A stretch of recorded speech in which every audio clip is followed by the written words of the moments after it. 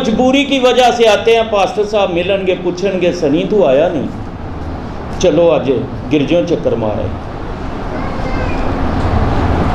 کئی جب چرچ آئے، ہدیے کا وقت آیا، چپ کر کے باہر۔ آئی ڈونٹ نو کیا منصوبے دلوں میں ہوتے ہیں۔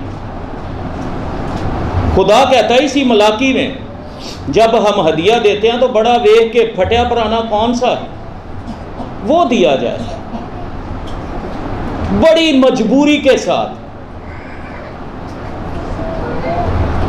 کوئی بھیڑوں میں بکریوں میں کوئی بچہ اندھا ہے، چلو اینو قربان کر دیو خدا، کوئی لنگڑا ہے خدا نو دے دیو۔ کیا خدا ایسی قربانیاں قبول کرتا ہے؟ رومیوں میں ابھی کیا ہم نے پڑھا؟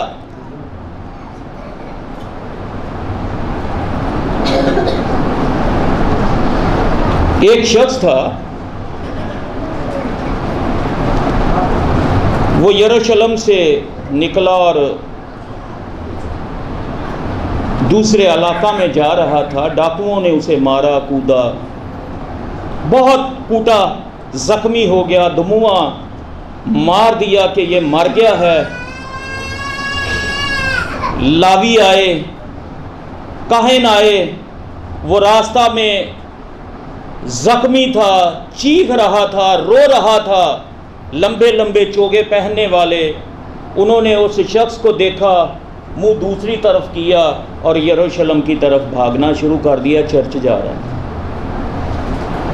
کاہن آیا، لاوی آیا، فقی، فریسی، سارے آئے، چھوڑ کے چلے گئے۔ ایک سامری آتا ہے، وہ دیکھتا ہے کہ زخمی ہے، ابھی زندہ ہے، وہ اپنے گدھے پر اسے بٹھاتا ہے اور ہاسپٹل لے جاتا ہے۔ ڈاکٹر کو کہتا ہے یہ پیسے لو، اس کا علاج کرو، اگر اور بھی بنیں گے تو میں آ کر دوں گا، یہ شخص ٹھیک ہونا چاہیے۔ تو آپ بتائیں خدا کس کی عبادت کو قبول کرے گا؟ جی بتائیں، ان بڑے بشپوں کی عبادت کو جنہوں نے بڑے چوگے پہنے ہوئے تھے، زخمی کو دیکھا، منہ دوسری طرف کیا، ان کاہنوں کی، ان لاویوں کی، ان فقیوں، ان فریسیوں کی عبادت کو، یا اس سامری کی عبادت کو؟ خداوند یسوع مسیح ایک دن جہاں پہ خزانہ ہوتا تھا وہاں پہ بیٹھا اور لوگ عبادت کے لیے آئے، ہدیے کا وقت آیا، اپنے دیے ہوئے کے مطابق لہرا لہرا کے اپنا وہ ہدیہ ڈال رہے تھے۔ ایک بوڑھی اماں، ایک بیوہ آئی اور اس کے پاس 2 ہی دمڑیاں تھی، وہ اس نے اپنا ہدیہ ہیکل میں ڈالا۔ تو خداوند نے کہا، اٹھ کھڑا ہوا اور کہتا ہے کہ اس بوڑھی اماں نے، اس بیوہ نے سب سے زیادہ ہدیہ دیا ہے، کہ جو کچھ اس کے پاس تھا اس نے دے دیا۔ لیکن دوسروں نے جو ان کے پاس تھا ان میں سے کچھ حصہ تھوڑا سا دیا تھا، لیکن اس بیوہ نے اپنا سارا کچھ جو اس کے پاس تھا دے دیا۔ تھوڑے دن ہوئے، ہمارے ایک سینئر بشپ یعقوب آل آئے تو گفتگو ہو رہی تھی اسی تعلق سے کہ ایک بہن تھی، فارنر تھی، وہ آئی اور کہنے لگی کہ میں نے آپ کو بشپ صاحب گاڑی لے کے دینی ہے، لیکن کہتا ہے کہ وہ بیوہ تھی۔ تو میں نے کہا ہمارے ہاں، ہمارے ملک میں یہ رواج نہیں کہ ہم کسی بیوہ سے لیں۔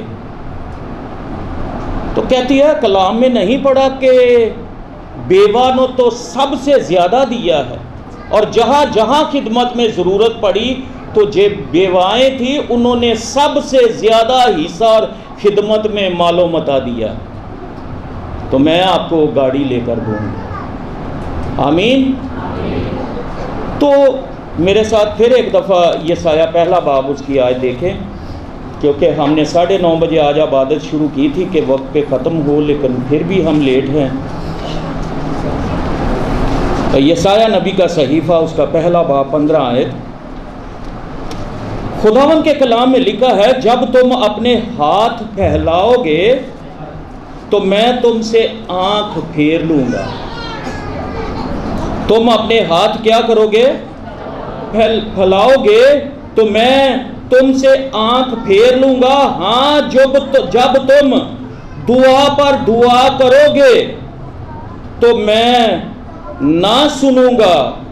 تمہارے ہاتھ تو خون آلودہ ہیں، اپنے آپ کو دھو، اپنے آپ کو پاک کرو، اپنے برے کاموں کو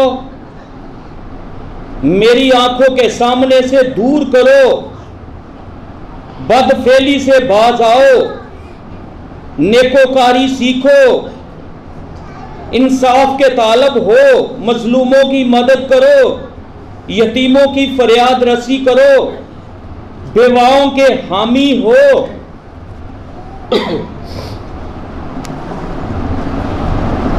آج ہم خداوند کے لوگوں اس کلام کو اپنی زندگیوں میں لیں. ایسا نہ ہو کہ ہم خداوند کے حضور اپنے ہاتھ اٹھائیں، ہاتھوں کو پھیلائیں تو خداوند کہتا ہے کہ میں اپنی آنکھیں چرا لوں گا، دوسری طرف کر لوں گا، میں نہ دیکھوں گا. تم دعا پر دعا کرو گے، میں تمہاری نہ سنوں گا. ایسا نہ ہو،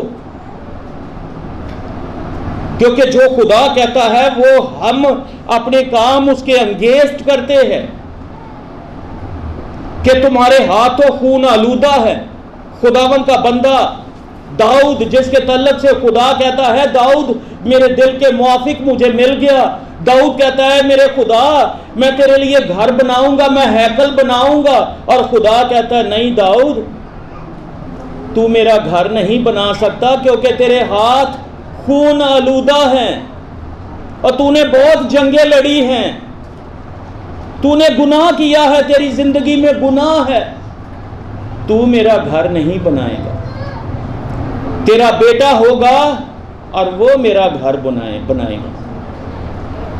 اگر ہمارے ہاتھ خون آلودہ ہیں، ہماری زندگی میں گناہ ہے، تو آج ہم خداوند سے معافی مانگے، کیونکہ وہ اپنے کلام کو پورا کرنے کے لیے سدا بیدار رہتا. وہ لا تبدیل خدا ہے، وہ ہمارے گناہوں کو اپنی پشت پیچھے پھینک دیتا ہے، دوبارہ یاد نہیں دلاتا. وہ اتنی دور پھینک دیتا ہے جیسے پورب سے پچھم ہے، جیسے سمندر کی گہرائیاں ہیں. کیونکہ لکھا ہے دیکھو وہ خدا کا برہ جو دنیا کا گناہ اٹھا لیے جاتا ہے. آج خداوند سے معافی مانگے. لکھا ہے کہ اس نے ہمارے گناہوں کی دستاویز کو صلیب پر کیلوں سے جڑ دیا، ختم کر دیا، پھاڑ دیا ہمارے ماضی کو. تو آج خداوند یسوع مسیح کو اپنا نجات دہندہ مانے. جو بھی جانتے ہوئے نہ جانتے ہوئے غلطیاں، خطائیں، گناہ سرزد ہوئے، خداوند سے معافی مانگے. کیونکہ اگر ہم دوسرا تواریخ دیکھیں تو اس میں لکھا ہے تب اگر میرے لوگ جو میرے نام سے کہلاتے ہیں، ہم کس کے نام سے کہلاتے ہیں؟ خداوند کے نام سے کہ ہم مسیحی ہیں. تب اگر میرے لوگ جو میرے نام سے کہلاتے ہیں خاکسار بن کر دعا کریں. کیسی دعا؟ خاکساری کے ساتھ. تو جب خاکسار بن کر دعا کریں گے اور میرے دیدار کے طالب ہوں گے اور اپنی بری راہوں سے پھریں گے تو میں آسمان میں سے سن کر ان کا گناہ معاف کر دوں گا اور ان کے ملک کو بحال کر دوں گا. ہمیں بھی خدا بحال کرے گا، ہمارے ملک کو بھی بحال کر دے گا.